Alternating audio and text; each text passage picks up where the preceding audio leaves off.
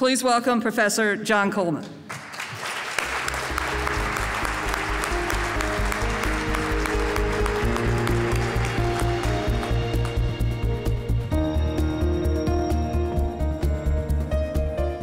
Thank you very much, Paula. I have a great honor here to introduce to you two alumni who, despite their unbelievably full lives and full calendars, found the time to come back to UW-Madison to help us in the Department of Political Science.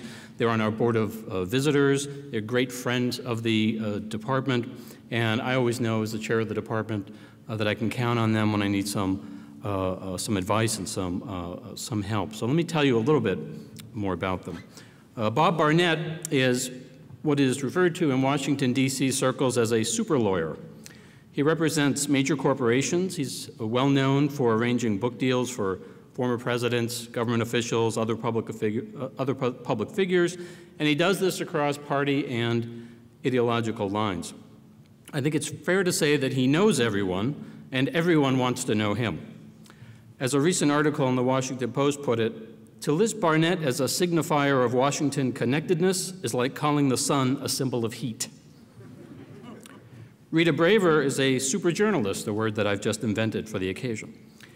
She has had a distinguished career at CBS News as an editor, producer, and reporter on legal and political news. She served as CBS's chief White House correspondent during the Lincoln.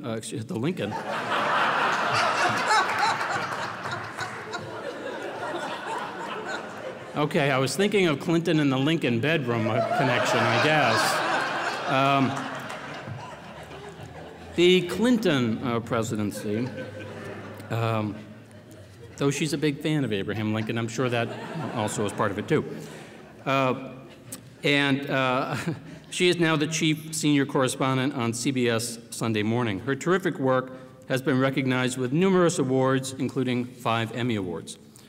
During my time as chair working with them on the Board of Visitors, I've learned a few things about them that I'd like to share. First, they have an absolute blast in their careers. That's quite clear anytime you talk with them. They are passionate about this place, about the University of Wisconsin. They love meeting with students and sharing their wisdom about politics, government, media, and careers. They are gracious, funny, and personable. They are truly a team as well. When I asked them whether they'd be interested in speaking to a class today on public opinion during their visit, Bob replied that this was a perfect arrangement because he has opinions and Rita has facts. I did get an email later today from Professor Kathy Walsh, who was running the class, and she said, to quote, "It was a hoot." And I have no surprise that it was. It's been a delight and a privilege to get to know them over these past few years and to work with them. Let's learn more about the adventures of Bob Barnett and Rita Braver.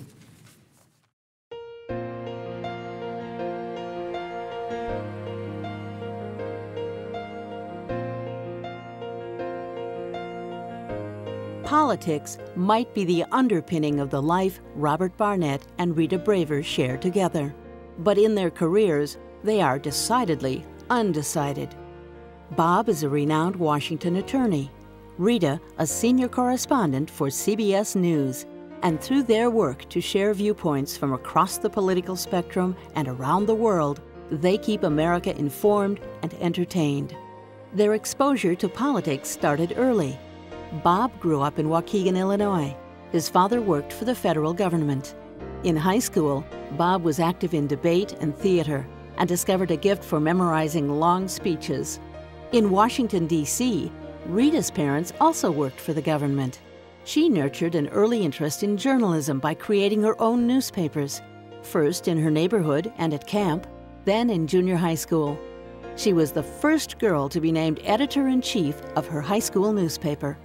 Bob and Rita say they were each inspired to attend the University of Wisconsin after experiencing the vitality of campus during their first visits to Madison.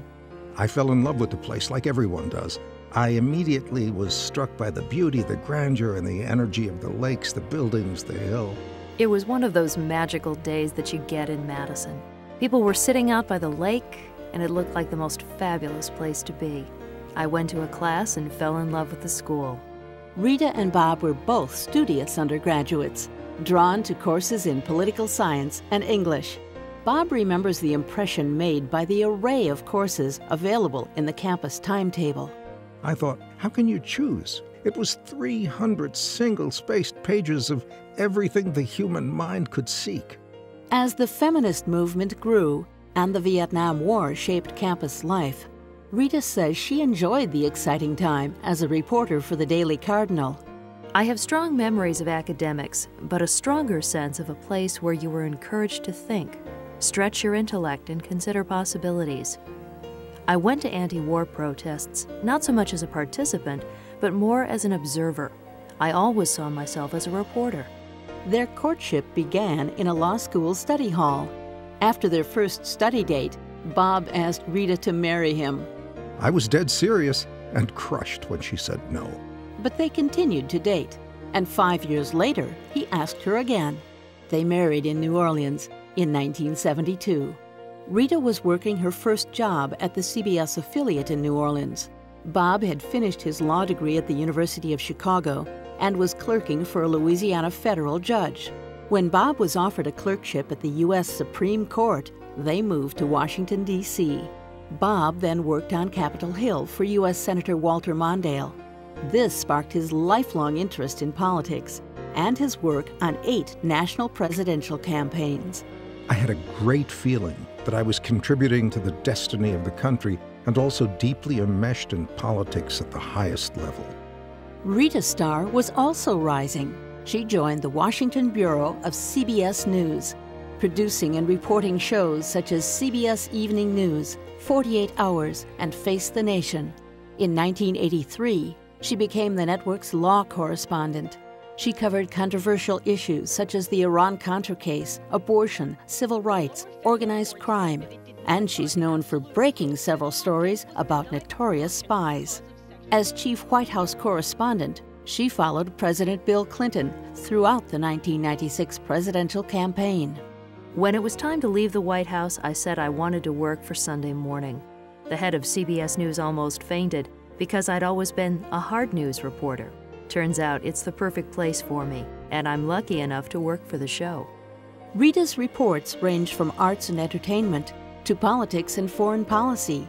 She's earned 5 Emmy Awards, including 2 for her coverage of the assassination of Israeli Prime Minister Yitzhak Rabin. She also received the Joan Barone Award, presented by the Congressional Radio and Television Correspondents Association, for a story on foster care. Today, Bob is a senior partner at the firm Williams & Connolly.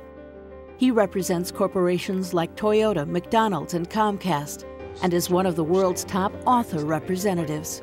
He's negotiated lucrative book contracts for political clients on both sides of the aisle, among them Barack Obama, Bill Clinton, Hillary Clinton, Lynn Cheney, George W. Bush, Sarah Palin, and Tony Blair. He also represents countless senators, congressmen, and presidents, as well as more than 350 television news correspondents and producers, including Brian Williams, Leslie Stahl, and Rita Braver.